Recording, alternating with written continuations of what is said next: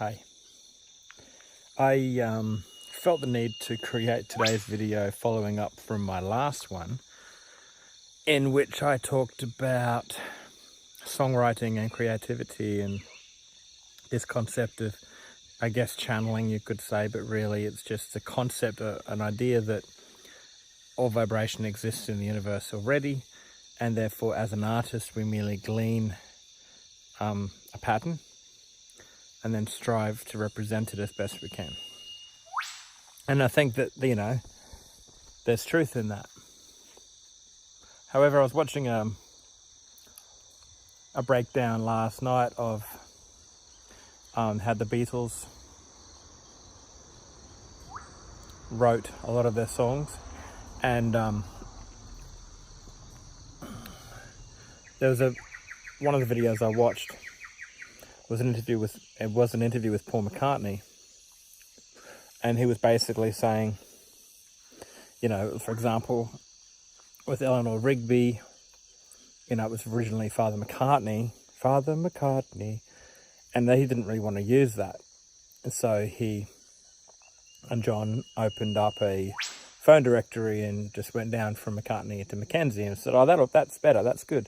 So there's an element of irreverency in art, and it could be argued from my previous kind of concept that the best incarnation of that song involved the name Mackenzie, and he merely had to stumble upon it and the vibration felt correct. But man, that's only really one way of seeing it, and there's a whole other side of it that's so important that doesn't involve lofty pseudo-spiritual idealism either. It's really humble, grounded vibe, and that's the irreverency of just art. And I love it. It really hit me when I was watching this video last night, and I'm like, wow, man, I'm not completely right about that whole, infinite vibration, channeling it through kind of thing, which, there's truth to it. But, man, it's easy to look at an artist and go, how do you do it? Where does that come from? How are you so amazing? And I know personally that a lot of my art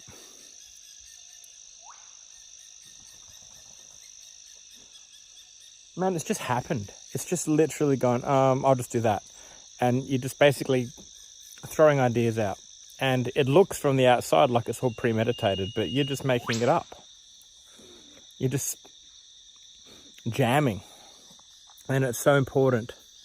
And I really wanted to make today's video just to function as a companion to my previous one. So, with art, a lot of it is about spewing out whatever. And I often look at it as the raw material. So that's why I like to record a songwriting session. I just press record and forget. And then you just basically go. And you're not holding back, you're not filtering. You're just chucking down ideas. And then you go back over it and you go, oh, that was a good 3 to 4 seconds. What was that? And rewind it. And it might only be a snippet like this, but it gives you an in to a song. And maybe, a lot of my technique is,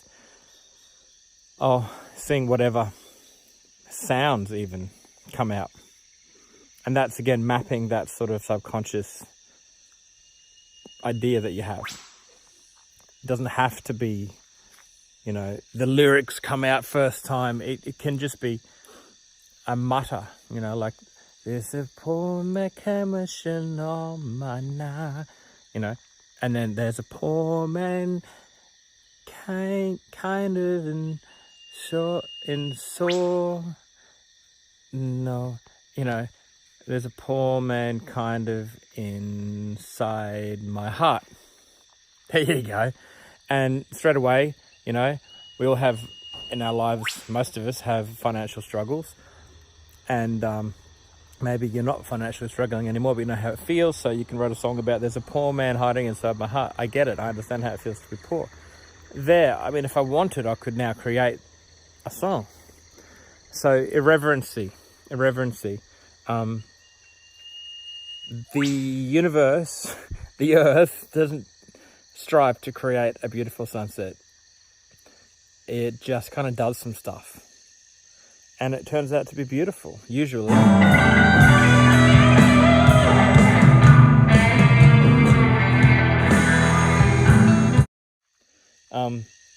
A tree will basically grow over billions of years and changing, and it's not really striving for anything in particular. It's just kind of doing what it does, and it turns out being beautiful. That's art, straight away. That's all that it is. And you are creation. You are creation. You're a part of the bang of, like, wow.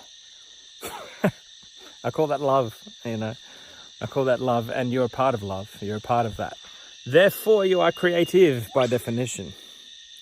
Now, the only thing that's going to get in between you and being actively creating is you. Your thoughts, in particular, your thoughts. When one is anxious, thinking, man, it blocks it. It blocks productivity, as I've been thinking today. And having not been anxious, been consciously walking away from anxiety, and I will do a video about that. I find I'm like, nah, positive forward, go forward, forget that, go forward. And suddenly I'm productive again, you know.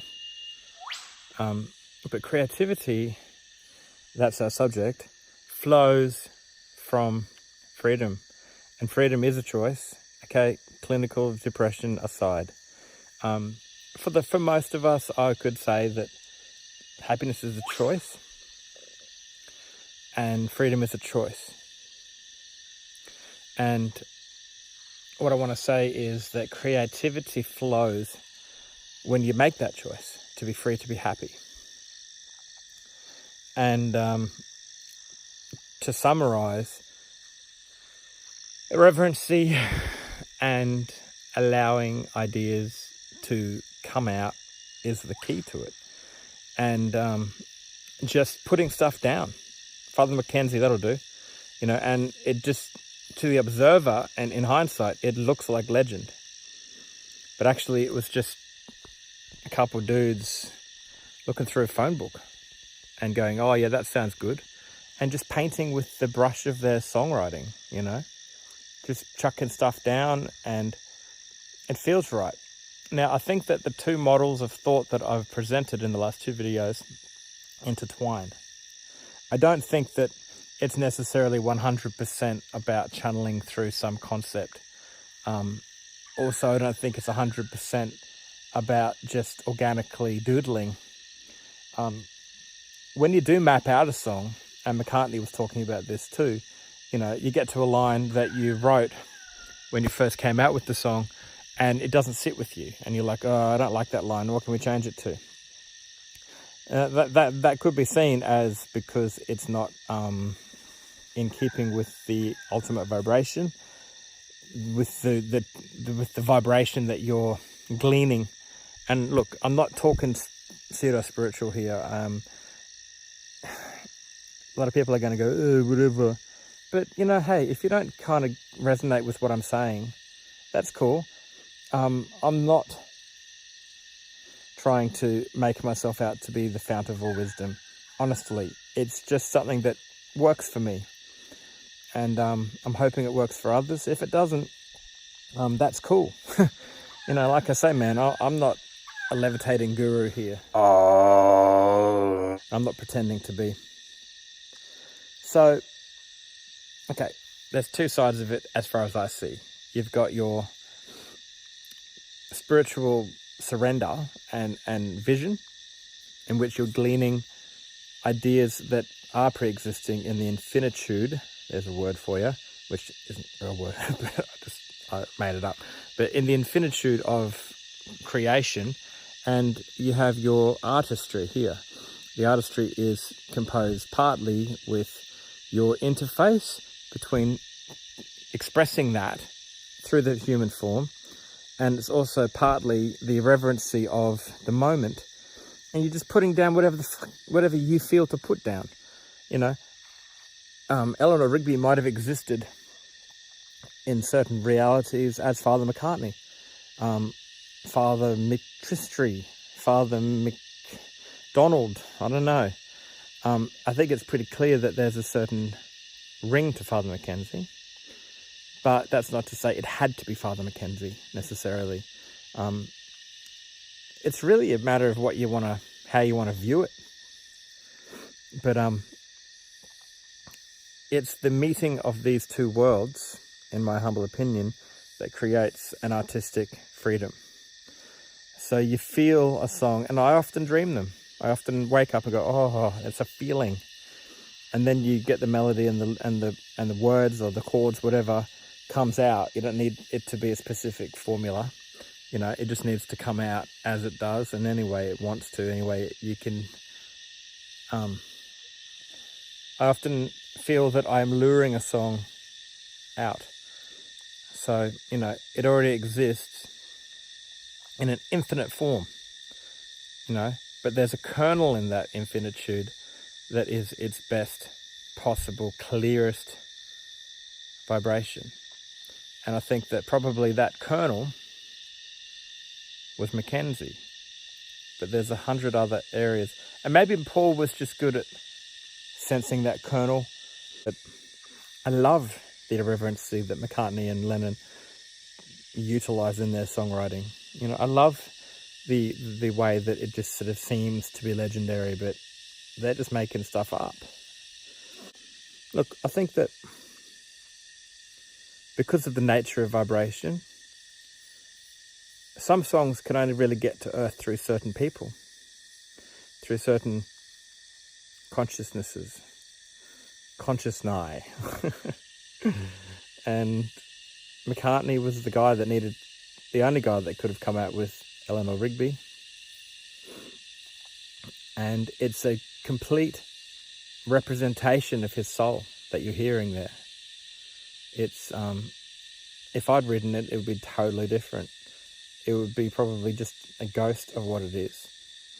So it's incredible, and it's really interesting how songs come through us. And I think that they are inevitably changed through that filter. And it's a signature of ours. It's like a fingerprint, a soul print. And only you can write those songs, people. And if you don't give them, they're never going to get given. So, my son has arrived. How can I help you? Oh, he's got his eye on me. I've probably prattled on enough. I'm hoping that I've got my message across. Like I say, I don't really know. I'm just playing with these concepts. But what I wanted to get across today is the importance of irreverency in creative expression, and just doing stuff, just putting stuff down and whatever feels right. And, it can be whatever. It's really just about what you feel and what you do, and just sort of say yes to, really, and then it becomes something greater than it was before you just sort of did it. Thanks for watching and listening. I will look forward to talking to you next time. I've already got a topic from what we were just talking about, can't remember right now, but I'll get back to that and have another topic coming up a bit later as well, which is about determination.